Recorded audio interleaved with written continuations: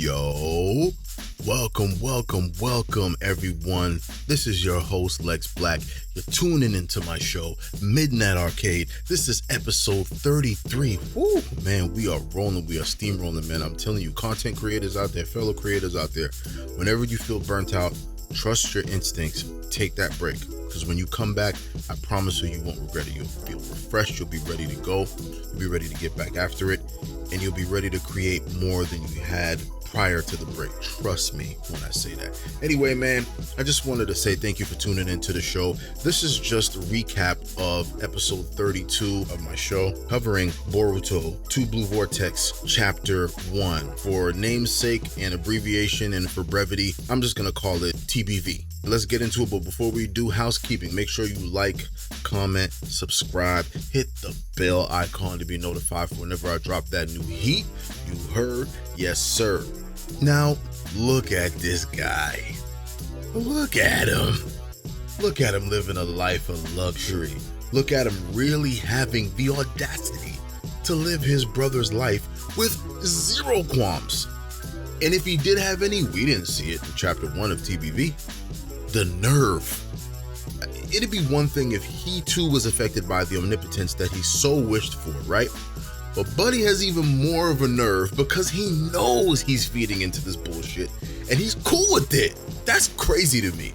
And since we have some time before the next chapter, I figured I'd throw in some speculation and some questions at y'all so we can kind of generate some cool discussion in the comment section. And so onward we go. So one of the things that I was thinking about was omnipotence, right? So the Shinjutsu omnipotence is clearly powerful, right? But as I said before in my previous episode, it's clear that there are some ways in which the real memories can be retained. And even if the memories were altered, we got to think about this. There's a powerful counter effect that is probably going to be a growing factor as the chapters wear on. That's my prediction.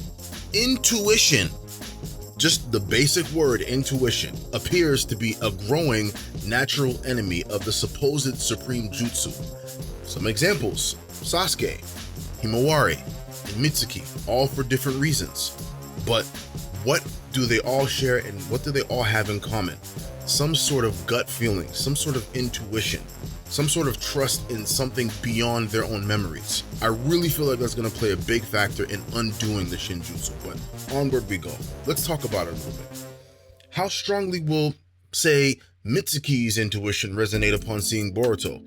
You know, he's already begun to sense something off in his sun counterpart to his own moon, despite having omnipotence sunk in within his subconsciousness like everyone else in the world.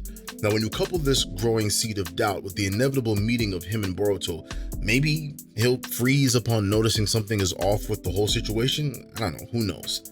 It's definitely something to think about and definitely something that I'm going to be keen to look out for in the coming issues. Now, a side note here, I'm still curious to see how Sakura has handled all of this. And I just have a funny feeling that she's going to sense something is amiss. Couple this with the fact that she's sort of been through this before, minus the Shinjutsu, where no matter what Sasuke did after he left the village as a teen, she always wanted to be by his side. And she always had that belief in the back of her mind, in her heart, that he would come back and he would do the right thing and be on the quote-unquote good side of things. That love and belief in her now husband has only strengthened, obviously. Add to this that Sakura is no fool. She's very smart and very sharp, and despite her memories most likely being affected by omnipotence, she will definitely suspect that something is off despite how long the jutsu has been in place. Now, you also add to the fact that she's obviously a loving mother and she supports her daughter, and then she's going to look at the chain of events. She's going to see that Sasuke wouldn't do what he did, helping Boruto, the fugitive of the world, without good reason. And then she's going to say, well, if Sasuke suspects that something is off, then I got to trust him. And I think that along with other factors over time are going to play into unraveling maybe some strands of the Shinjutsu as a whole. Now let's skip to another subject that I've kind of been thinking about here. How will the three-way battle go between Code, Kawaki, and Boruto? And will it even happen? It most likely will, right? Hopefully. And will Code take some more L's? Probably, right? So think about this now. When Code, Boruto, and Kawaki finally box, I think this is the moment that code gets stomped out completely. And if the writers were truly to get to the shits and straight to the point, I really wonder, can the manga and does the manga have enough material to stretch for hundreds of chapters for TBV, Two Blue Vortex? I don't know. I mean, that remains to be seen. And I have some speculation on this, but we'll get to that in a second. Now, piggybacking off of that, how long do we think this saga will even go? Will there be a greater strife for the characters to overcome? How long can the writers hold the tension of such a central massive character in Naruto missing from the manga series?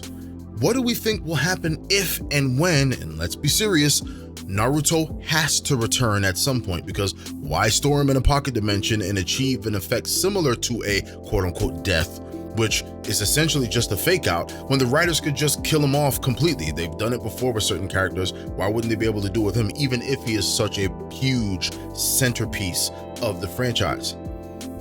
Definitely something to think about. Now, as I've been saying for some time now, I think the OGs, Naruto and Sasuke in particular, are going to come back in a major way at a critical moment when all seems lost, in a similar way to how the Hokage did in the Fourth Great Ninja War, with new buffs and all.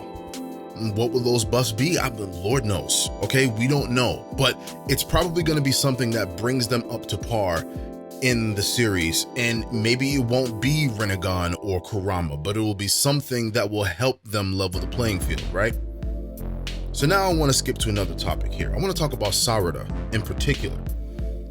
So I'm curious now, guys, what do you guys think?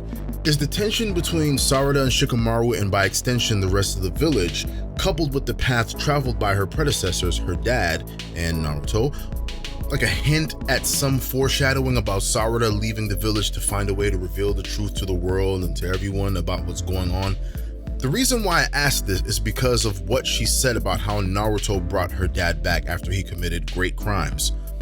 Is this some foreshadowing for her that will show how far she's willing to go, even if it is to go against her own country in the name of true justice, redemption, and fairness?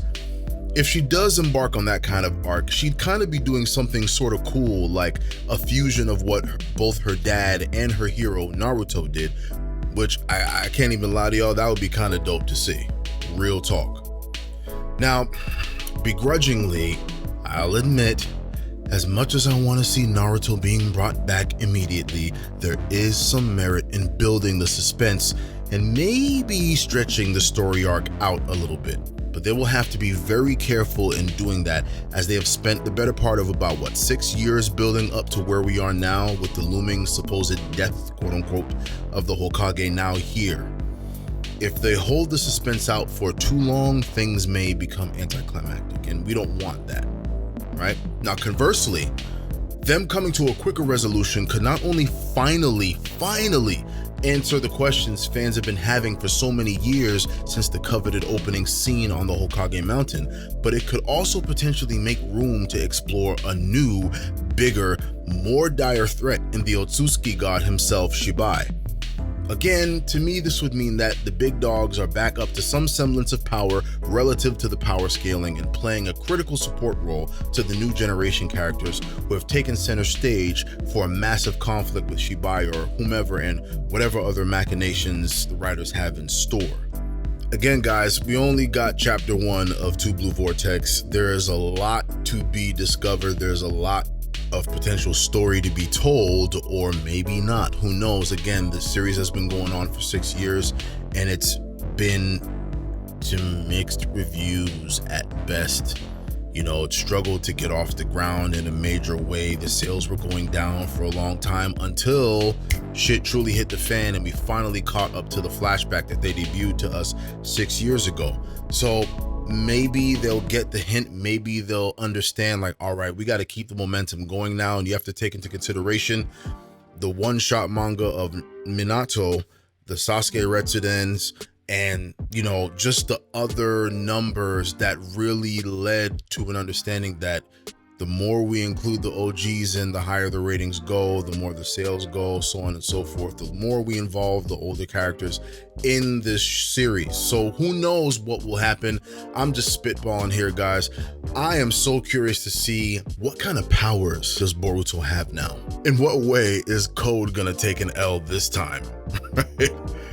And in what other way is Ada and Damon gonna be involved in this? Are we finally gonna see Damon fight at some semblance of true power?